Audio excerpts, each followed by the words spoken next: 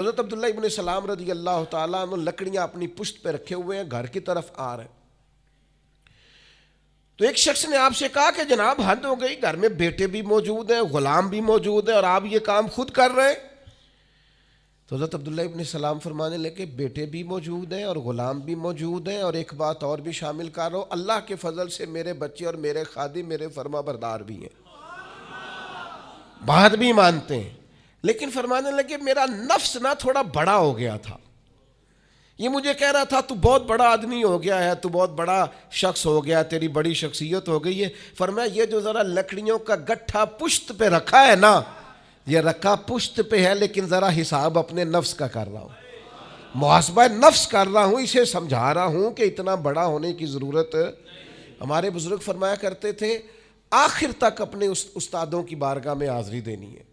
میرے اسا فرمایا کرتے آخر تک اپنے مشائخ سے جڑے رہنا ہے،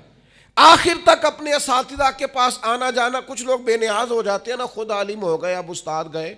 خود بڑے ہو گئے اب گئے،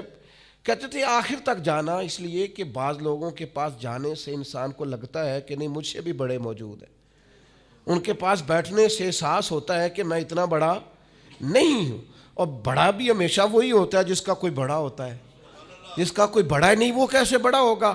تو اللہ تعالیٰ نے بھی ہمیں قرآن مجید کے اندر یہ حکم دیا، یا ایھا الذین آمنوا اتقوا اللہ ولتنظر نفس ما قدمت لغد، اے ایمان والو اللہ سے ڈرو اور ہر جان حساب کرے، محاسبہ کرے، دیکھے کہ اس نے کل کے لیے آگے کیا بھیجا، کل کے لیے اس اپنا حساب کرنا ہے، محاسبہ نفس کرنا ہے، یہ نفس کا حق ہے۔ جس طرح کپڑے میلے ہو جاتے ہیں تو آپ پریشان ہوتی ہیں کہ یار یہ میلے ہو گئے بدلنے چاہیے،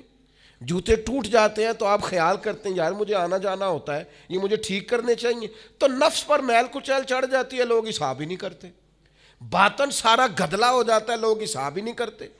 اندر سارا کمزور ہو جاتا ہے، حساب ہی نہیں کرتے۔ اس نفس کا حساب کرنا ہے، محاسبہ کرنا ہے، اس کا بھی حق ہے۔ جس طرح آپ کے جسم کا حق ہے کہ لباس ٹھیک ہو، جوتے ٹھیک ہوں، آپ نے غسل کیا ہوا ہو، اس طرح آپ کے نفس کا بھی حق ہے۔ اس کا حق کیا ہے کہ اسے اتنا ٹھیک کر دے، اتنا محاسبہ کریں، اتنی اس کی عادات بہتر کریں کہ وہ رب کی رضا کے مطابق ڈھل جائے، اللہ رسول کی رضا کے مطابق دھل جائے،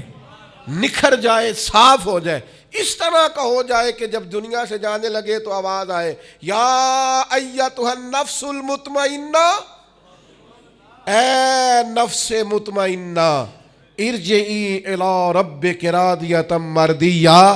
لوٹ اپنے رب کی طرف، تو اپنے رب سے راضی ہے اور تیرا رب تجھ سے راضی ہے۔ اس نفس کو اللہ کی رضا کے مطابق ڈھال دیں۔ حضرت ابراہیم ابن ادم رحمۃ اللہ علیہ ایک دن مریدوں کے بیچ بیٹھے ہوئے تھے، فرمانے لگے دنیا میں جو کچھ ہوتا ہے میری مرضی سے ہوتا ہے۔ تو سارے مرید آپ کی طرح کے عقیدت مند تو نہیں نہ ہوتے چپ کر کے سن لیں، کچھ سوچتے بھی ہیں، ان کا دماغ فوری طور پر تنقید کی طرف بھی مائل ہوتا ہے۔ جب آپ نے فرمایا کہ دنیا میں جو کچھ ہو رہا ہے میری مرضی سے ہو رہا ہے، تو کچھ لوگ جو تھے ان کی آنکھیں بتاتی تھیں کہ سوال فوری طور پر آ گیا ہے، ذہنوں کو پریشان کر رہا ہے۔ تو ایک صاحب نے کہہ لیا حضور یہ بڑا دعویٰ ہی نہیں،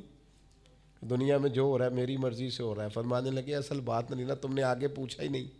میں بتانے لگا تھا، تم کچھ لوگ پریشان جلدی ہو جاتے، اگلا صفحہ پڑھتے نہیں پچھلے پہ ہی پریشان ہو جاتے۔ کہا دنیا میں جو کچھ ہو رہا ہے میری مرضی سے ہو رہا ہے، اور میری مرضی وہی ہے جو میرے رب کریم کی مرضی ہے، میں نے اپنی مرضی اللہ کی مرضی میں فنا کر دی ہے، لہذا جو کچھ بھی ہو رہا ہے چونکہ میری مرضی وہی ہے جو میرے یا ایتھا النفس المطمئنہ ارجعی الی ربک راضیۃ مرضیہ، اے نفس مطمئنہ لوٹ اپنے رب کی طرف، وہ تجھ سے راضی ہے، اور تو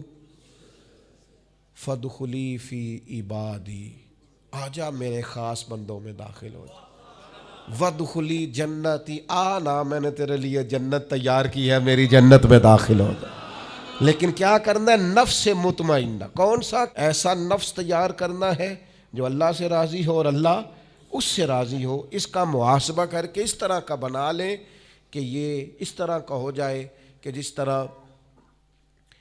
اللہ اس سے راضی ہے اور یہ اللہ